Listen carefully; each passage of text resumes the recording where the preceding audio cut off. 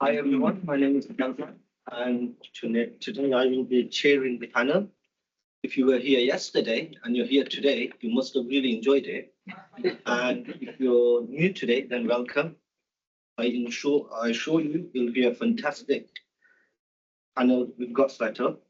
We've got spectacular scholars lined up for today, and they will be reporting on their project finding. We have Professor Frederick Volpe first from the University of Edinburgh. Can you hear us? Yes. Can you hear me? Great. Yes, I got crystal clear. And he will go first. This will be followed by Dr. Sadiq Hamid. And following that, it will be Dr. Khadija Al-Shayyal. And finally, it will be Dr. Dan Lane, who will, I believe, summarize the panel. So without further ado, the floor is yours, Professor. Thank you very much for the introduction. I would have loved to be with you in Coventry. Unfortunately, I'm unbound at the moment, so it's a welcome from Edinburgh for me. I will try to share my screen and hopefully that will work fine. Let's see if it works.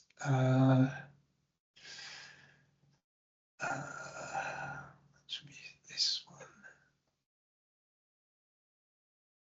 No, hold up.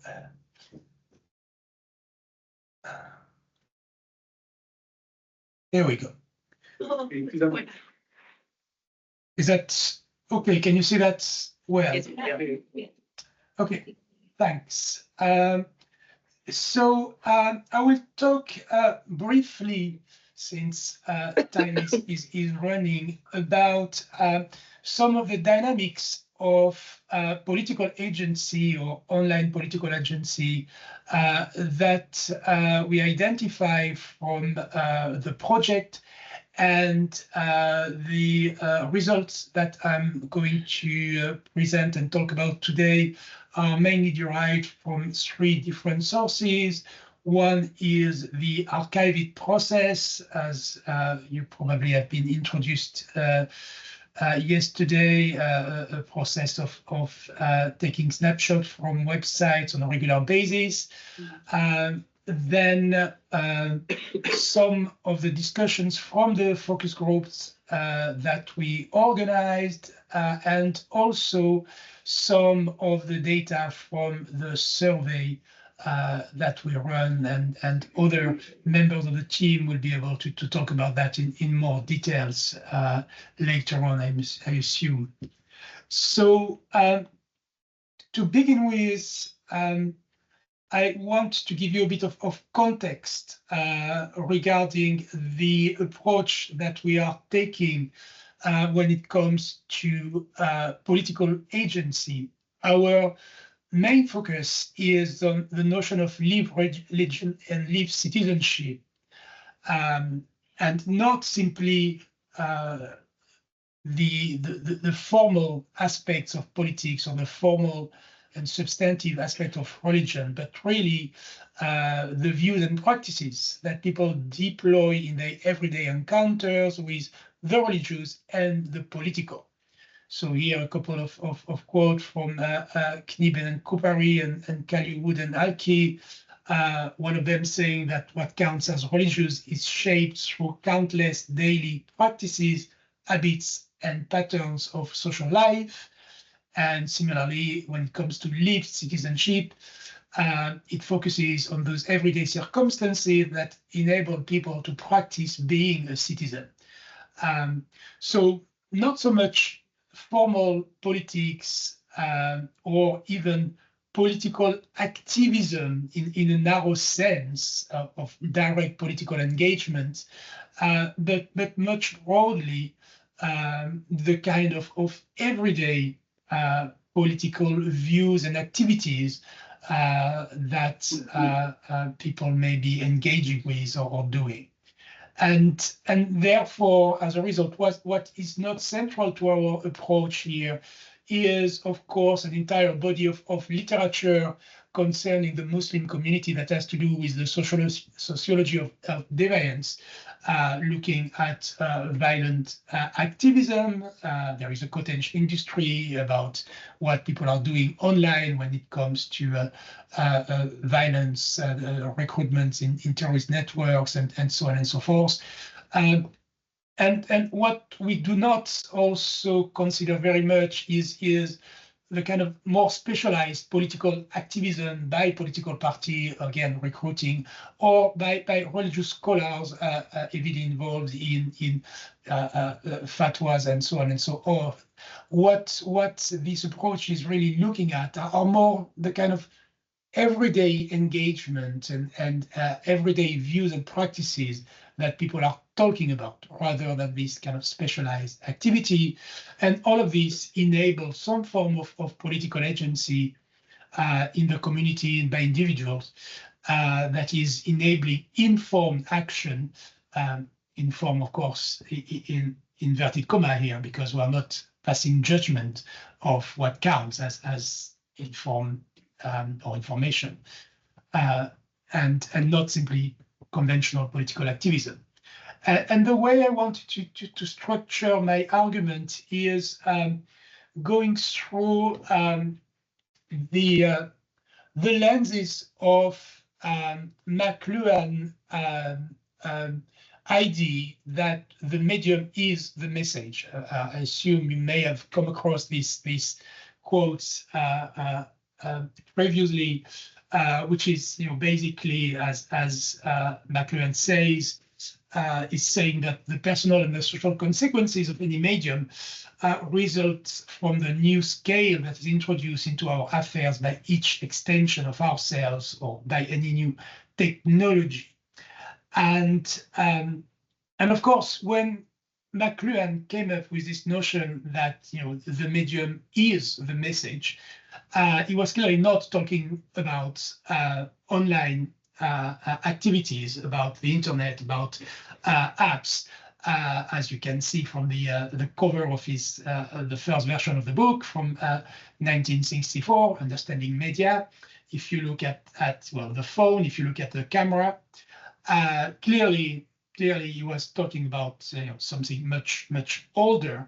And of course, the subtitle of the book, The Extensions of Man, also indicates that we were dealing with a much older debate. Well, of course, he wasn't making a point about man, but he was just using the linguistic conventions of the early 60s. But what is important, I think, and what is useful in his approach to the medium in relation to the message is that ultimately what he is highlighting is that only those messages that are suited for the environment created by their medium can function effectively as a message. So it's emphasizing, the form is as important as the content, or even more important than the content, because if you are not able to use the medium effectively, then there is very little chance that your message comes across.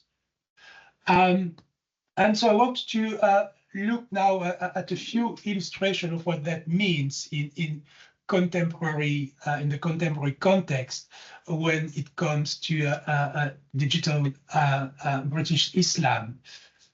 First of all, probably starting with formal politics, since we are talking about political agency, I want to emphasize the kind of communication that does not work. For example, and we've been archiving many websites from politicians with notable links to the Muslim community, whether because they make it themselves or because these links are attributed. And so I picked, in that case, the example of Humza Yousaf, the former First Minister of Scotland. Again, I'm not taking any position on the various political parties here in the UK, just taking this as an illustration of the kind of communication that is organized by formal political actors. And what ordinary Muslim that we interview or talk to in the focus group thought about it. And so in the case of Humza Yousaf, after he was elected First Minister of Scotland, we've got some discussions in the focus groups. I think this one was from Glasgow, and the participants saying that they try to communicate their views on the Facebook page of Humza Yousaf, but were disappointed by it because, as I say, the comments that they were reading, they came up with a comment. It's not like you're using politics with religion and mixing it all to make a negative atmosphere. And that is illustrative of the kind of engagement in formal politics, in formal political debates that are very often constrained in the Muslim community by perceptions of ambient Islamophobia that hinder their ability to communicate on a variety of issues. And the survey clearly illustrates that Muslim respondents, as we send the survey to Muslims and non-Muslims to have a national representative sample, the Muslim part of the sample feels less empowered to express their political opinion online than the average of the national sample. And so the website, the web page of politicians are clearly not facilitating this process, primarily because this online presence is about the politician themselves. It's not about the people of the community. It's Humza Yousaf on the cover of Times, Humza Yousaf speaking at a conference, shaking the hand of someone, hugging a kid. These websites are illustrative of it's kind of self-promotion. It's not much more than that. And even those political networks which are actively seeking the Muslim vote or actively seeking to engage with the Muslim community, such as the Conservative Muslim Forum or the Labour Muslim Network for fairness sake, they are not very good at all at communicating with that community.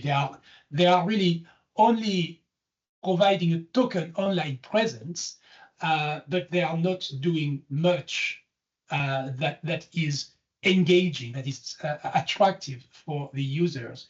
And these were kind of samples from their websites in March 2024. If you look carefully, I'm not sure how big it is on the screen, but the latest from us, from the Conservative Muslim Forum, still has a mention of an event that took place in 2022.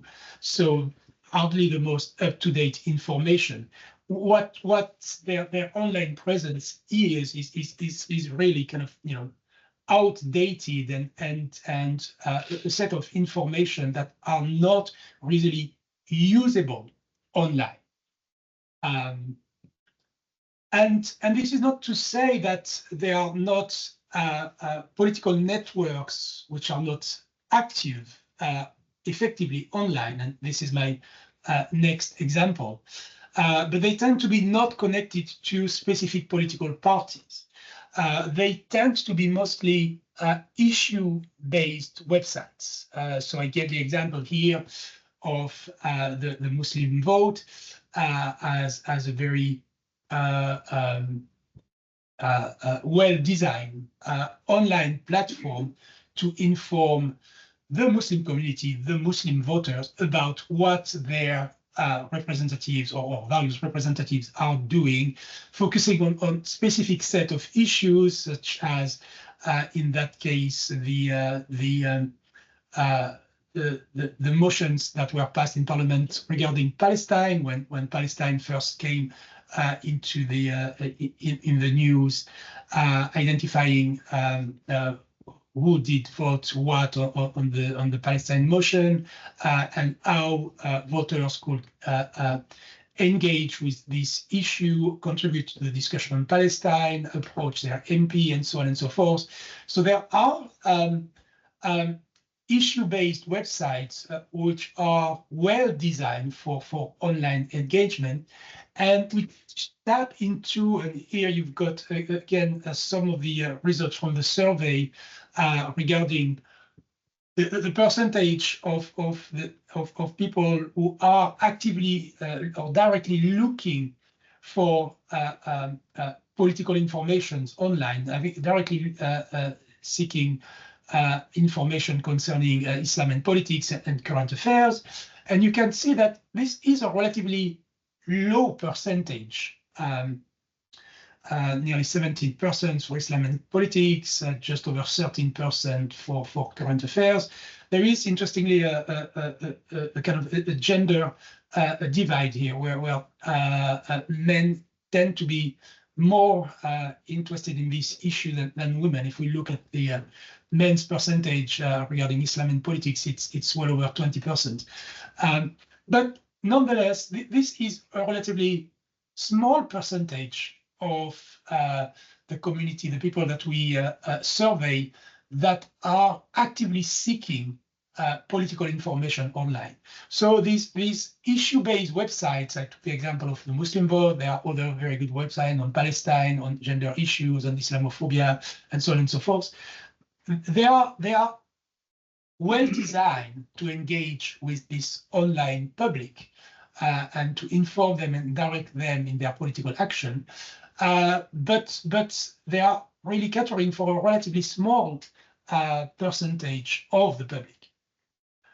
By contrast, and this is going back to the religious dimension of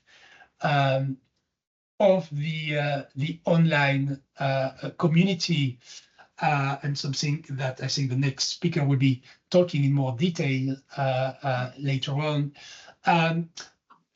Those people seeking religious guidance and information are a far larger percentage than those people looking for political information.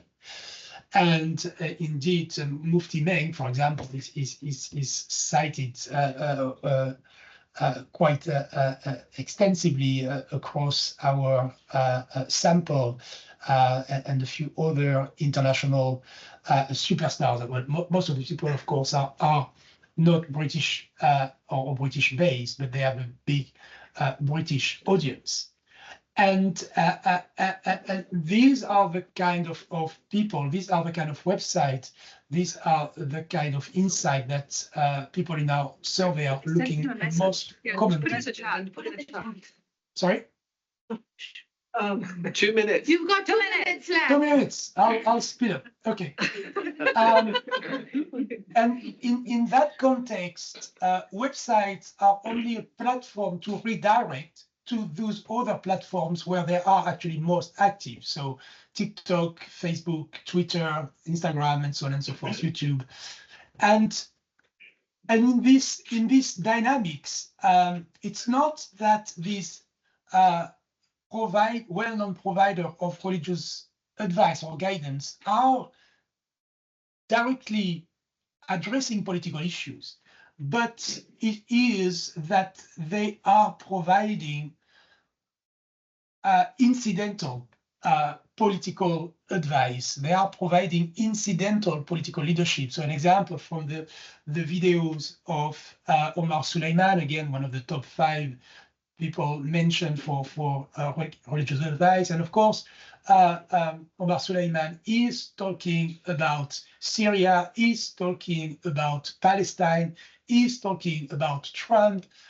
But this is not a kind of a political message. This is part of a kind of broader set of societal perspective, advice, and so on and so forth. So all these religious leaders are providing incidentally political guidance by way of commenting on what is happening in the world today, and as part of their wider religious vision.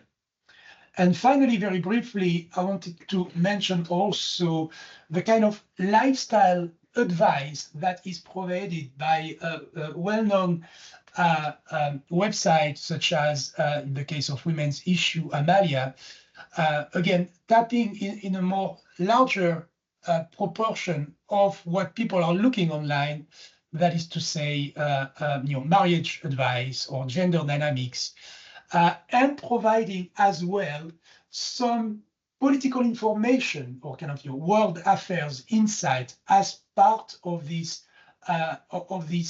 lifestyle advice. It's, you have information about, what to do after a divorce, and then you've got something about feminicide.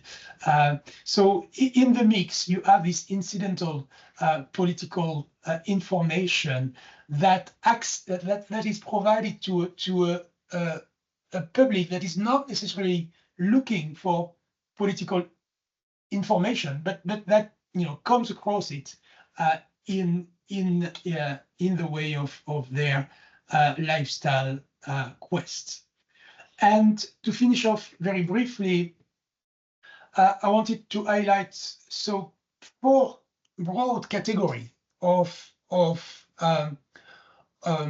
online actors and sites that shape the opportunities for political agency. The first one are professional political actors who commonly fail to produce a consistent and meaningful online message. So they may be professional politicians, but they are online amateurs. Then in relation to that, there are issue-based networks which are much better at producing systematically a meaningful online message and associated means of actions, and who are, if you want, online professionals, but only for a politically aware public, for a public that is already looking for this kind of information. And then you have online religious authority or celebrities who are very good at producing systematically, repeatedly, a meaningful online message with political implications, unavoidably, but for a public that is not necessarily informed and interested in specific political issues. They are addressing a religiously aware public, and their political advice, insights are incidental. And finally, there are lifestyle sites which are good at producing systematically an attractive message with incidental political information for a general public with diverse interests. And they act as online professionals for the politically unfocused. I wasn't sure about the last word, unfocused, but if you have got better suggestions, please let me know. And I will have to end here to remain within time. Is that okay? Thank you.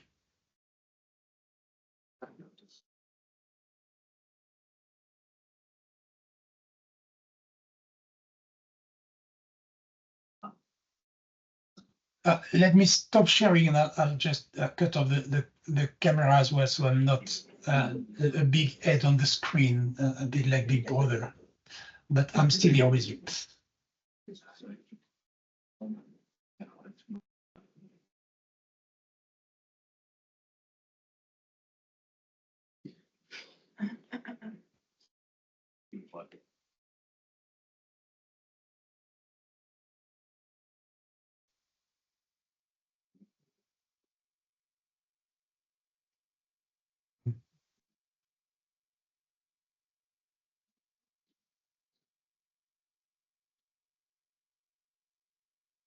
You ready? Are you sure? Let's go. Good morning. Assalamu alaikum. Thank you very much, everybody who's here. How are we doing? We had your coffees, teas? You awake? Good. Our chair has been very generous in raising expectations about spectacular presentations. I'm not sure this is going to be very spectacular, but I'll go. So my presentation is a very concise summation of some of the emerging empirical findings from the qualitative interviews that we have done So we've done obviously a lot of data gathering. Khadija's done a lot of focus group meetings. Saria and myself, we've done quite a few interviews with individuals, both from Islamic organizations, religious scholars, influencers. So we've gathered a lot of material. So what this presentation is just really a few fragments of what we've been hearing. Now, one thing I want to preface the presentation by saying that when we talk about religious authority here, what I really mean is that formally, when we think of religious authorities, we think of traditional scholars, we think of ulama, we think of peers, we think of Sharia councils, right? People who we go to seek religious guidance. Now, the thing about that is there is quite a sense of literature to illustrate how religious scholarship, religious leaders over the latter part of the 20th century, both in the Muslim majority societies and in the West, have gradually decreased in their everyday relevance and influence in societies.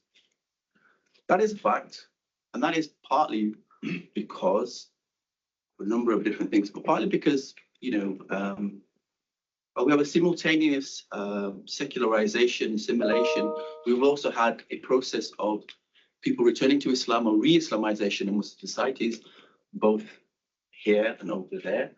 But when it comes to Muslims in the West, Muslim minority diasporas, communities here in the UK, in Europe, and North America, we've had that dual process, but that simultaneous process taking place. But also, I think overall, religion is becoming less and less relevant to most Muslims.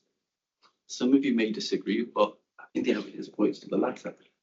And that is seen as a existential crisis. It is seen as a moral problem, a social problem, something that really makes religiously minded Muslims, and certainly Muslim scholars, very anxious, because it points to the fact that if current trends continue the way they are, there are not going to be many believing Muslims, many practicing Muslims, that religion is on the decline in a meaningful way, other than the outward symbols and, you know, the kind of like the symbolic representation of us as of Muslims as a community. And do excuse me if I alternate between my personal and my academic here. So Muslim scholars, Muslim communities, believers are worried about the fact that religion is becoming less and less meaningful, particularly to the younger generation. So some of my remarks, some of the comments, some of the findings that are coming out really reflect generational, multi-generational differences. So what we hear from older scholars, scholars that perhaps came here as immigrants themselves who came and settled. We've had different scholars from different generations. I'm talking really those that came in the 60s. There's still some around, people from the 60s. There's scholars that came in the 70s. There's ones that came in the 80s. And then you've got the second generation, third generation kind of emergence of younger scholars that have come forward. And they all kind of, there is a kind of unspoken consensus that there is a problem at the moment, because what's happening is that young people, British born, second and third generation Muslims, are less interested in their faith and becoming detached from their faith. So all of that is the wider context when we talk about the shifting nature of religious authority. Where do young people who are interested in their religion, where do they go? There was a time that they used to go to their local imam, perhaps. They may go to somebody who, you know, they were referred to perhaps Sharia council. There was a time where people, if they wanted some religious guidance, they would make an effort. Now, I think this is where it really gets interesting, because for those second generation British Muslims, from the 90s, but the late 90s and the actual availability of the early forms of the internet, we saw people who were looking for religious guidance, who were looking specifically for fatwas, legal verdicts, wanting to know if something's halal, if it's permissible or not. They were going online, and that was quite a major shift, really, because before that you had to go. You would actually physically have to meet a scholar. If you were that dedicated, you might actually read a few books on Islam. You might try and figure it out yourself. You know, become self-educated. But with the availability of vast amounts of kind of like scholarly discourse online, things changed quite a lot, and it led to, if you like, almost an autodidactic approach to learning Islam for a lot of people who weren't necessarily socialized in mosques and not have access to traditional routes of scholarship, or you know, seeking scholarly guidance. Something our own Sheikh of the internet, Gary Bunt here, Professor Gary Bunt, is written extensively on this transition from pre-internet era to how it really started to settle and establish itself. And I think it's really interesting how how the late 1990s and how the early 2000s really cemented and started to displace the need to seek out one-to-one guidance, to want to approach an individual scholar because you understood the credentials of that scholar, you respected that scholar, and you wanted to be guided by him or her. And I think again, I think it was interesting how a lot of the scholarly class had to adapt to the emergence of the internet. How they rushed to then start setting up their own websites. How a lot of the Sharia councils had to have their own websites, and so on. It was necessary. It was inevitable, whether they liked it or not. And some of them didn't like it. They wanted to see the continuation of people coming to them personally and asking them, or coming to having that face-to-face thought. And I don't want to overly generalize, because that still happens as well, obviously. We are talking second generation, now third generation, arguably fourth generation Muslims who are interested in finding out and learning about their faith at a deeper level and or seeking guidance. They're largely not going to go to their local imam. They're not going to go to a Sharia council. They might even have no interest, but not aware that there might be an institution locally for them. So this has had a massive impact in the way people, as I frankly just suggest, that the way people choose to learn about their religion and their religion, their understanding, their upbringing is very diversified, individualized, and personalized as a result of the massive choice that is available on the internet. So even though an individual may have been raised in a particular theological, ideological, juristic tradition, sectarian orientation, the internet is just kind of like complicated all of that now, and people are essentially taking a customized approach. And I mean, I've been in some of my work, I've tried to map how people make the choice to affiliate with a particular tradition within Islam, or essentially cut and paste, and essentially bring different traditions, different understandings together to create a very much a composite religious identity. And I think that's where we are now, really. A lot of the younger people, certainly in their 20s, late teens and 20s, will not necessarily know the differences between Hanafis and Malikis and Sufis and Salafis and all the rest of it. So it's very much mix and match according to the personal needs. So bringing it up to where we are now, and I think the general increase in fascination as human beings, and the kind of obsession with celebrity culture, entertainment, which dominates a lot of people's use of the internet. I mean, what do people go to the internet for? It's usually for news, it's for their personal I'm going to give you generalizations here, but if you look at, if you ask yourself, what do we do with that? We're online socially, on social media, we're checking, we're Googling, we're going on the news, and then we pursue our personal interests. But when it comes to Islam, young people and older people are drawn to the dominant voices on the internet. And over the last 20 years or so, it's less than the emergence of particular types of informal religious authority, or as in terms the celebrity chef. As Gary has pointed out, and others, this kind of hyper availability and accessibility through digital devices, particularly I think over the last 10 years with the iPhone, has enabled constant streaming and kind of like almost being overwhelmed with different opportunities to get religious knowledge. We've got apps, we've got the digital channels, we've got all sorts of stuff. When it comes to, at the moment, for a lot of people, it is WhatsApp. Things are shared on WhatsApp. Things are shared on Instagram. People are constantly TikToking and all the rest of it, and trying to get their message out in a very competitive and noisy environment. And so it's interesting how, just over about 15, 20 years ago, the phrase shopping around for fatwas, there was a point where people who were religiously inclined, people who were serious about Islam, they wanted to know if something was halal and haram. They wanted a legal verdict, a rubber stamping on a choice, or they would approach a scholar, a senior scholar, or they'll go to a fatwa board. I found it interesting how, in my observations, how even that's in decline now. People won't necessarily go to an individual scholar. They will go online. Wow, that went fast, didn't it?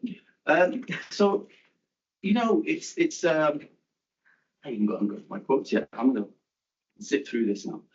Yeah, so the thing is, I think all of this stuff, what I've just shared, I think everybody's aware. This is where we are. In our write-up, obviously, we will in our applications in the book, we will see how we've tried to map this in detail and in a much deeper level. But the fact is that religious authority, traditional religious guidance providers, they're obviously still there. But I think what our research project has kind of, in a way, confirmed what we already know, in that fact that things are changing fast. The older generation of religious scholars, the traditional ways of providing religious guidance are being displaced essentially, and it's at such a fast pace. Traditional scholars are actually struggling to keep up with it. They really don't. A lot of them are bewildered. And what I found interesting in speaking to some of our respondents is that they are either really, really concerned about that they can't compete with this generation of influencers, these popular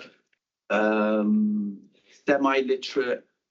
Some of them, I don't even know what the qualifications are. They've just popped up on YouTube and Twitter and Instagram and the rest of it. They cultivated the brand, the profile, and they are talking about religion. A lot of them come from the Dawah scene and have fashioned themselves as informal religious authorities. And I think Frederick was mentioning the fact that some of them talk about politics, and it's an indirect, perhaps informal kind of influence there. Some of them are clearly wanting to talk about anything and everything, and so they style themselves as all-rounders. But one thing I want to point out, one of the explanations why we don't see Khadija, forgive me, why we don't see traditional religious scholars in the proportion that you'd expect is because some of them don't actually want to lower themselves. They've actually said to us, I'm not interested. I have my school, I have my madrasa, I have my academy, I have my institution. Why would I want to go on the internet? Why would I go and lower myself and be on social media? They haven't got time for it. But what they don't realize is that this is contributing to them becoming irrelevant. And no doubt they will continue to maintain their followers, their ardent students, and so on. And they will, they're not going to be completely displaced. But the fact is, Just walk around now. You walk around on the streets. If you talk to people about Islam, if you talk to the youngsters, if you talk to the young people, they won't be able to. They won't be able to name you any of these senior scholars, these traditional ulama. They're not interested. They'll tell you about Dawah, man. They'll tell you about Ayman. They'll tell you about yeah, say his name, Hamid Hijab. Okay, these are the people who they look up to. This is a fact. These people now, and the reason why they are popular is that they speak to young people's needs. They speak to the issues that matter to them. They're not seen as obscure, elderly figures who are, remote. It's all about relevancy. It's all about relevancy. These people are seen as, in a way, they kind of like they straddle these two boundaries as being both people we can learn from, people we can trust, but also, they're actually quite cool. I can resonate with them. They speak my language. They're into the stuff I'm into. Yeah, they talk my language. Yeah, and one of them is coming here this afternoon. We'll be very interested to speak to Hamza Sources, who is seen by many people as a religious authority. Okay. This slide was about gendered aspect to it, and then we are seeing the emergence of female scholars and individuals like Fatima Bakr, who is one of the few kind of prominent Muslim female scholars. But relatively speaking, we don't really see women religious authority figures in the same way. And maybe we can talk about that in the Q&A. Just to finish off then, so the prevalence of social media, digital technologies, is slowly replacing that whole kind of relationship between the lay people and the clergy. It's just speaks to a wider kind of issue around my initial comments around that those who are interested will seek out Islam online. They will probably, that will be their first port of call. They will go to Google. They will go to Wikipedia perhaps. They will go to YouTube. And now, probably in the next few months and few years, they'll probably be going to AI. There you got it. Yeah, and I just had a few other quotes from other people about how these self-styled scholars and speakers are basically just making these traditional scholars irrelevant. Really, people are interested. People don't know them, and that's it. Really, we can talk more in the Q&A. Thank you for listening. Thank you. Okay, good morning. Hi, everybody. So my job here is we heard from Frederick on political agency, on religious authority, and so I'm speaking to the third strand of our research, which is gender. And before I get into it, just to highlight, and I know that I will go through I know that we're a bit short on time, but what I will do is I don't want to repeat what others have said, so I'm just going to start us off by highlighting that what I'm presenting here comes from focus group interview data, as well as some of the archive material that we have archived. I think Dan's going to be speaking to the survey results as well. But my brief sort of exploration of those, I can see that many of the things that I will be highlighting in this presentation are aligned with some of the results that come in from the survey. But he is the expert on that. So in the focus groups and interviews that I ran, I tried to keep things very open. I would put out thematic questions to people and then let them sort of take us in the direction that they wanted to based on their experiences and their insights and their thoughts. And discerning from that, I've highlighted three sort of key themes that have emerged from these exercises, speaking to people around the topic of gender. The first one is the theme of empowerment and access. So people talking about the digital offering opportunities for greater empowerment and greater access, whether that's in terms of accessing religious knowledge or in terms of networking with others. in ways that maybe they might be restricted or limited in everyday life.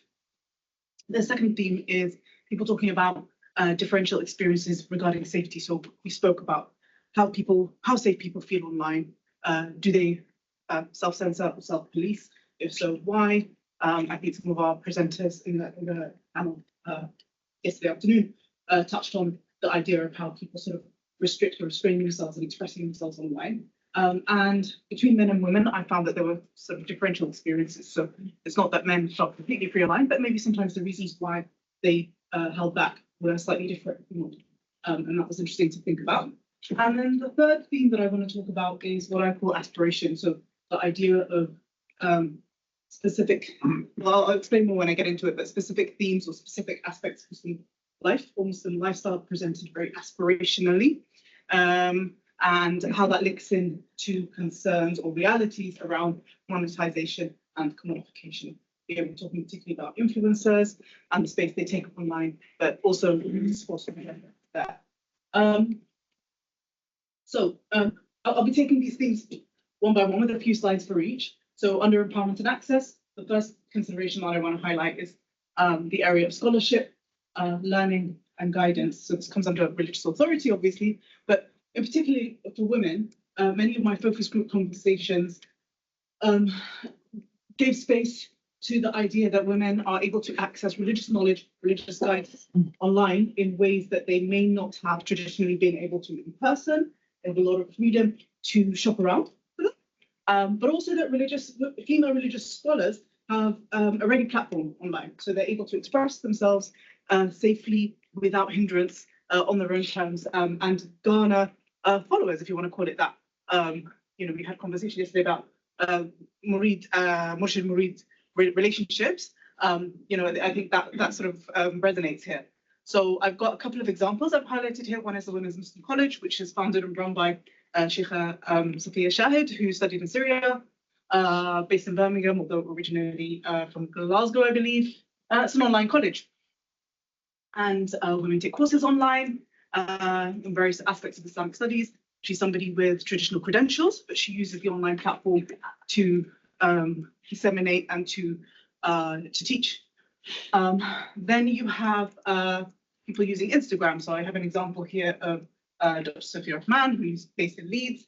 Again, some traditional training, some secular training, if you want to call it that. She has a PhD in Islamic studies, and she uses her Instagram page to talk about the academic, the personal, political, all kinds of things.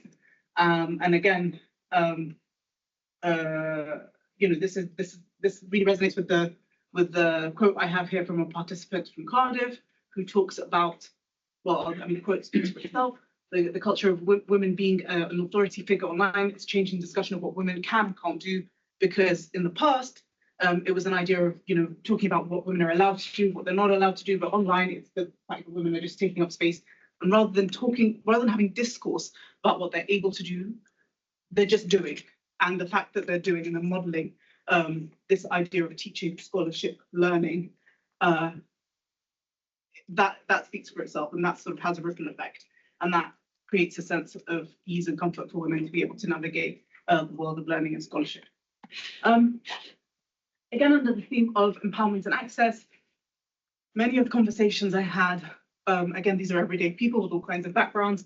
Many women spoke to me about how the ease of accessibility, and somebody mentioned COVID yesterday, actually. I remember some of these discussions came about when we were talking about how COVID changed people's lifestyles.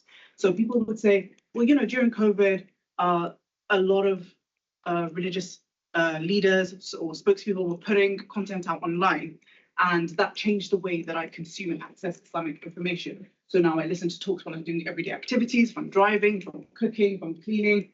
It means I'm not missing out on that content. I can still have it in my ear. And some people talked about how the fact that, actually I don't feel comfortable going to the mosque. And so being able to access things online means I'm still able to access that content, or I can sort of chop and change it. And then halfway through I need to break, I can go back and pick up on it, or I can take notes in my own time. These are all things that that people spoke to me about.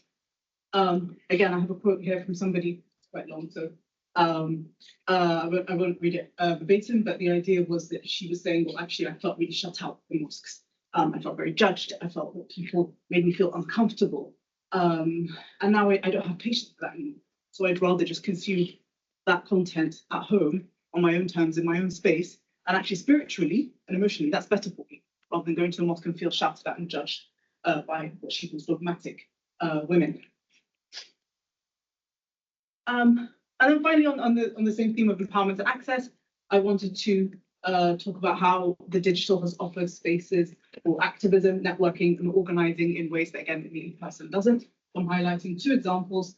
One is the Muslim Women's or the Female Scholars Network, it's called, which is a group that is very informal, that has been set up by Muslim women scholars who feel, I mean, one of the reasons, again, I spoke to sort of people behind it.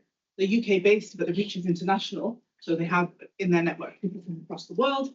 And this comes to my second point about transnational networking and exchanging of notes. So people definitely do have this vibe where the digital offers spaces for people to connect and share and support and validate one another in their struggles and experiences in ways they might not necessarily get in the everyday sort of mundane everyday life sort of thing. So the Female Scholars Network, the idea behind it is that, well, actually often these women felt unsupported in mainstream or male-dominated scholarship networks. And they needed their own space where they could test each other's ideas, exchange thoughts, deal with questions that they were receiving as female scholars from women, right? And so one of the key things that they did recently was put out a statement in response to, I don't know how familiar people are with a few months ago, revelations around a scholar from Al-Maghrib Institute having been involved in child sexual abuse, essentially. And there was a lot of dissatisfaction among women that that wasn't being acknowledged, named, and dealt with. And these guys stepped up and put out a very clear statement on that because they felt, you know, well, if mainstream scholars, if male-dominated scholarship spaces aren't going to do that, then you know we need to be doing that ourselves. A lot of people have spoken about Mali, and we'll be seeing Nafisa, who runs Mali, in a bit, so I won't dwell on that too much. So to the safety point, I think the key aspect of this, I'll try and go through this quickly, is that women talked about real sort of threats that they faced. Sophia talked about this as well yesterday, in terms of expressing their religious opinions or concerns or even misgivings. So not necessarily even expressing strident opinions, but just doubts or exploring areas online. People didn't feel safe. People talked about not feeling safe in doing this because they feel judged all the time and they feel they have this weight. So she says, this participant, she says, you get the misogyny, you get the Islamophobia, and then you get the internalized Islamophobia within your community. So there's this real sense of weightiness of their existence online and constantly sort of looking over their shoulders. In contrast, a male participant talked about the fact I consciously have a private account purely because of the fact I don't trust other Muslims. So here he's talking, perhaps he's alluding a little bit, I think, to the securitized climate he exists in, that, you know, I don't know who I can trust. I don't know what they connect to. I don't know who they'll be speaking to afterwards. Will they be screenshotting what I've said and saving it? Will that cause problems for me professionally? That's something he actually went on to talk about later on in the conversation about how it might affect his professional future. So moving on to the theme of aspiration, and I think what I'm trying to say with this is that the various elements that I've got under this, they all sort of seem to point towards this sort of idealized notion of, you know, being the best version of yourself that you can be, living your best life, right? And so when we talk about relationships, of course, we know that there's a lot of dating apps that people look to for marriage. Actually, some of them have branched out. So ones which I've highlighted here has branched out into sort of a Facebook-esque social media facility as well. You have life coaching, relationship coaching. So these are essentially business ventures where she also, the example I have here, the Muslim Marriage Academy is run by Amir Jamil from Glasgow. It's a monetized course that he offers, right? So he has his own credentials, his own training, and he has a syllabus. week by week. You sign up, you pay your fee, and you attend, etc. Right? And so it's a self-help life coaching, relationship coaching sort of initiative. Some of the concerns that have been raised around these. Oh, and the other thing I wanted to highlight was the messaging apps, and how they've sort of replaced the very traditional. So back in the day, generations ago, parents, or usually would have been mothers, who wanted to match their kids up, would use phone calls, would use marriage CVs, if you want to call them that. Nowadays, people talk about having, this came up in my focus groups, actually, one of the participants was talking about, well, I'm on all these Telegram groups, who want to get my daughters married, and all these other moms are on them, and they're sharing information. So that's all very interesting. One of the hazards of apps, I think that's constantly come up is, well, how do we trust who's on there? Are people really who they say they are? And also, not just in terms of the consumers and the users, but the business model itself, the space that there is for misleading people or abusing trust. So one example I want to give is controversial campaign, which was put out by, well, it's now called Muz, was called Muz Match at the time, where, well, I've got a few things to say about this. Maybe we can come to it in the questions, but it's misleading because you've got an actor basically being put out, being touted as somebody who's looking for a wife, but he's actually really married, I think, or something like this. And, sorry? Okay. Oh, he's an employee. Yeah, that's the other thing. He was an employee. And the other thing I could talk a bit more about is the use of sort of maybe traditional, slightly Islamophobic tropes on the billboards, right? So he's talking about save me from an arranged marriage. So the implication is that he's destined for an arranged marriage just because he's from a Muslim background. And then we'll say we met at the mosque, right? So yeah, this is talking about sort of generation gap, I suppose, and issues between parents and young people. Yeah, this is great because it came up in one of the focus groups, and I was having this discussion where straight after the Muslim internet exploded with this young lady's content, where she was putting out very provocative TikTok videos talking about how she was helping her husband find second wives, and basically about how she was a very submissive wife who, well, the person I'm quoting says, and she's sort of paraphrasing what the lady was saying. He says jump and I say how high, kind of thing. That was the kind of discourse that she was putting out with very provocative social media videos. But I wanted to highlight this particular individual because it's, although she turned out to be, she's a comedian as well, so it turned out to be a gimmick, again, to sort of garner people's interest and attention into her marriage and relationship sort of courses that she's running. It actually is something that people cottoned onto, and you found many young men, many young women actually nodding along. And there are, if you look at online, particularly on Instagram, TikTok, these kinds of sites, there's a lot of content out there. There's a lot of influencers out there who are very genuine about promoting this very traditional idea of relationships. And people are grappling with that. As this next slide also demonstrates. So you've got this sort of child wife phenomenon, which links very closely to the idea of male domination, male supremacy, I suppose, which two very key figures were very much fated by Muslim dawah influencers who Sadiq spoke about, either for their interest in Islam, their sympathy towards Islam, or even there was a point where Andrew Tate was being welcomed as a new brother in faith. And again, it raises questions about, okay, so performativity, monetization in terms of how we interact with these people, but also what that does, the fact that we have people who are at the forefront of Dawah discourse, engaging with these people, how does that filter into how they speak about Islam? How does that filter into their religious guidance and religious leadership? The two can't be separated, right?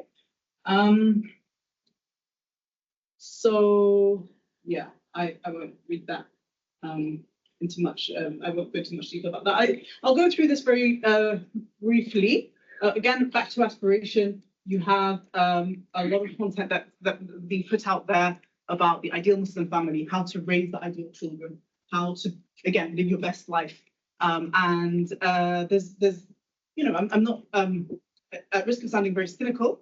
I'm not entirely cynical about it. I think there's a lot of very well-intentioned, well-meaning stuff that's going on out there.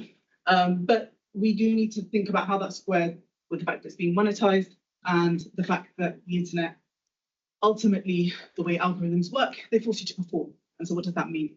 Where does that lead us really? And what I wanted to highlight is this concern that's constantly coming up in the conversations that I have. How do you square all of these three factors and remain ethically grounded? Because you've got this idea of religious commitment, religious values, but alongside that you have modification and you have performativity, right?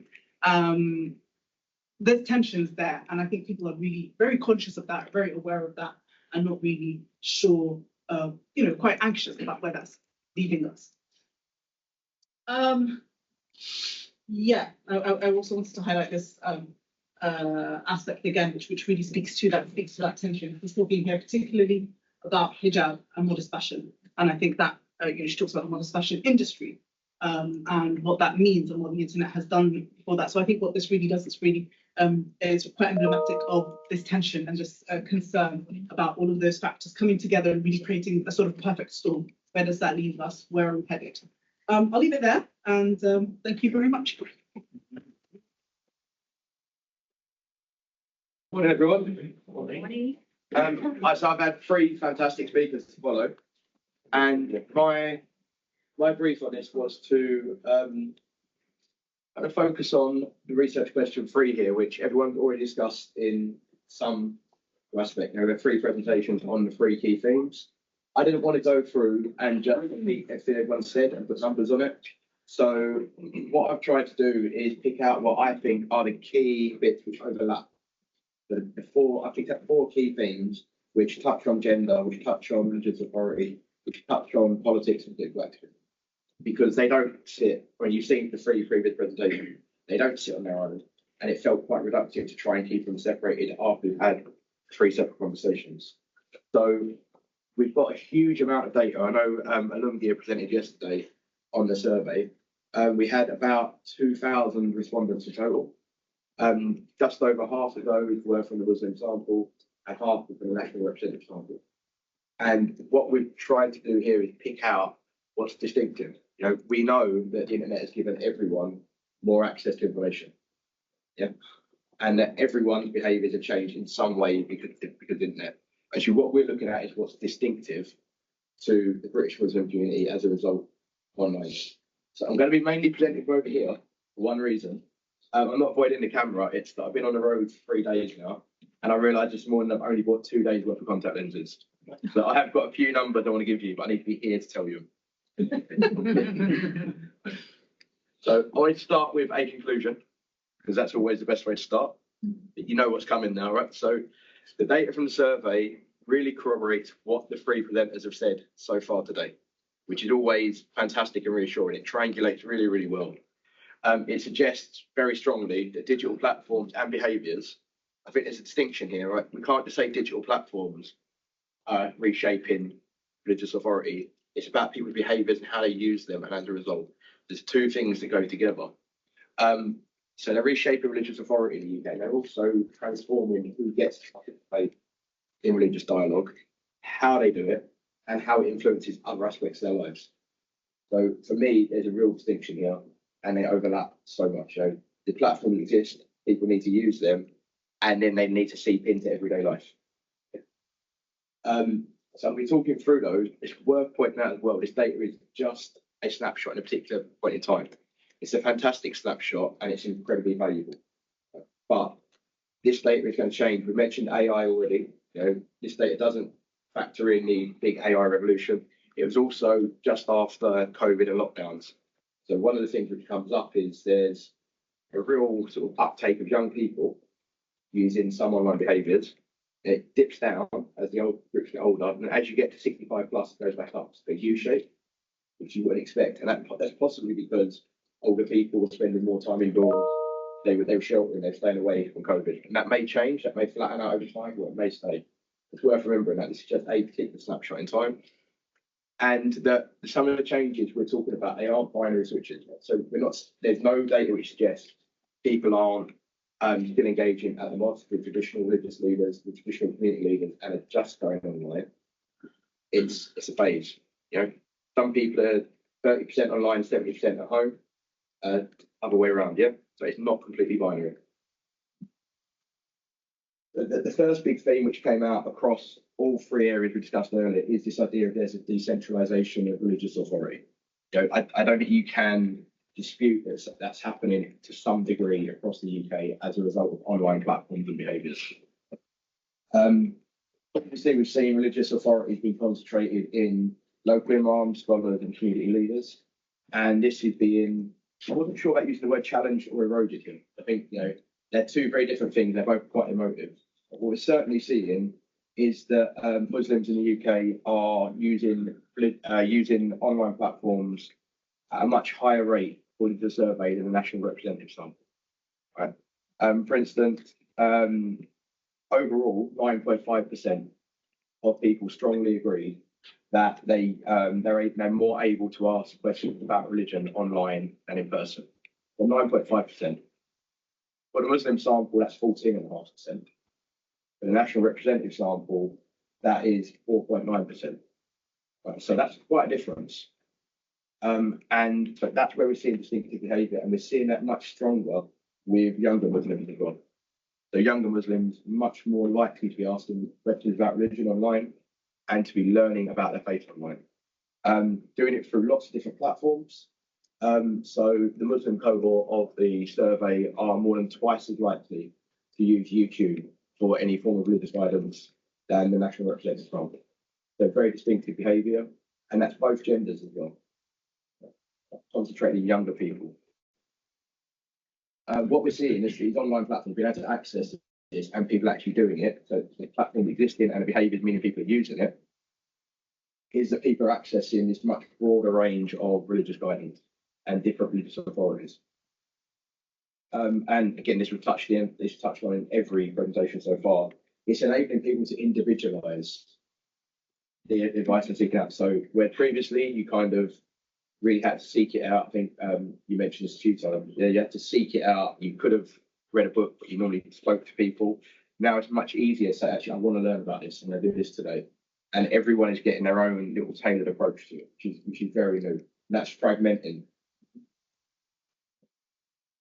Definitely, this is being led by younger Muslims. The data all shows that the engagement is highest for young people, starts to drop off as you get into mid-20s, gets a lot lower as you go into the 40s, 50s is about the same, then it picks up a bit in the 60s. And I think that is the COVID bit at the end. There's definitely this shift where younger people are moving away from centralised religious authority and tailoring their approaches. Important bit here, though, is when I said it's not binary, these traditional religious figures are not being entirely replaced. Clear data in the survey that people expect religious leaders to have an online presence. So people will be looking for their local leaders to have some kind of online presence, and there's a real strong expectation of them. And we talk about trust. People still trust. So the Muslim sample still trust their local religious leaders and community leaders more than online leaders. That's a generalised bit across all the cohorts, both genders, all age groups. So when we talk about the switch and decentralisation, people still do value and use traditional methods. This is why I wanted to change the thing around and not just talk about gender again, because it was so well covered before. I think the key bit which comes out of the data is this stuff around empowering women to have a greater voice and a greater engagement. And I think it really comes through in these online spaces. Women in the cohort here felt more empowered to ask questions online than they would in traditional religious institutions. They felt less restricted to do so, and younger women were much more assertive in doing so as well. Part of this comes down to the anonymity, and that was mentioned as well earlier. People are able to ask questions. They don't feel judged as a result. They're not going to be asking a question where someone knows who they are and makes value judgments about them. They need to know something, they can find it out, and no one will know that they asked a question. What we're seeing as well is that women are more likely to seek out information online than men on a lot of topics, and they tend to focus on Islamic lifestyle and Quranic studies. So in that cohort, women are significantly more likely to seek out those two topics than men. Men are more likely to seek out Islamic finance and Islamic politics. And there's a real gender split in interest there. And we've seen as well is a growth in female scholars and influencers. Online communities feels like there's been a bigger growth there. Women are speaking online together, even if there isn't this big emergence of prominent female leaders. There are female-led conversations which are happening. This big shift in political and social engagement. I'm going to jump to the bottom one there, which is activism. That was something that really came out very strongly and kind of links to the rest. It's very intersectional, but we're seeing much more of it. Right? So younger Muslims are 3 times more likely than younger people from a national representative sample to be engaging in online activism. And for a lot of them, that's the first time they've engaged in any form of activism. So this suggests that these online platforms are manifesting in real world behaviours which otherwise may not have occurred. People are engaging in activism for the first time because they've been empowered to do it online. Again, some of that comes back to the anonymity, and people feel more comfortable discussing topics there than they can elsewhere because they trust the space and because they're anonymous or they've got a username rather than a real name. So one of the big splits, my academic background is trust. And one of the big splits is the Muslim sample in the survey is much more likely to engage in conversations on controversial topics such as policing, Islamophobia, and foreign policy than the national representative sample, but only in what they call trusted online spaces.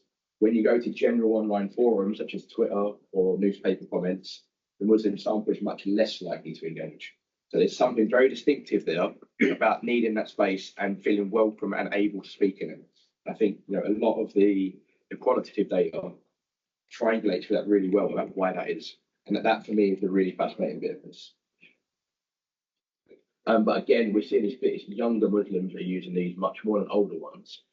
And the older generation are definitely maintaining this very strong preference for traditional community leadership. So I think I'd be fascinated to do this same survey again in 10 years to see if all the people who are 21 and 22 and are now this way are doing it when they're 31 and 32, to see if this is on constant creep or if it just will always be a young person issue. And this is, again, tying it all together. I see this as being like a big Venn diagram. I was really trying to work out how to express it, but this is right in the middle, that we can't just talk about digital online Muslim behaviours because there isn't one cohort. It's so reductive to do it in that way. You've got huge generational differences and gender differences. The top bit there is that U shape I said. Younger people, I count up to 34 as younger because that means I'm still vaguely close to it. And those age 65. Right. I would love to see if that over 65 has tailed off. Or if it hasn't, hopefully it'll be maintained. I think it's probably quite healthy for people to be doing it. Gender influences are there.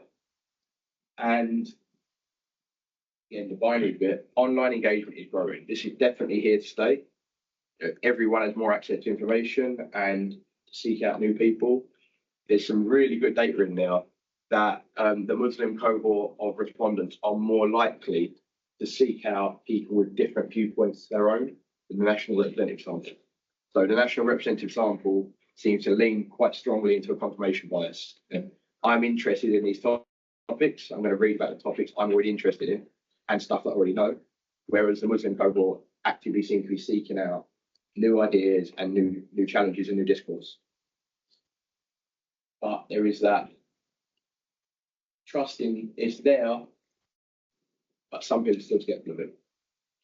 And these are general bits that I found quite interesting that I'm just going to throw in because I think they're all good discussion points that don't quite fit into the rest. I've talked about the generational and the gender differences. Actually, there's also regional data in the survey. it's not particularly strong. You can see some bits which are interesting, particularly around like online shopping behaviours, but there's not much there on that. The age, faith, and faith backgrounds and online behaviours are really closely linked.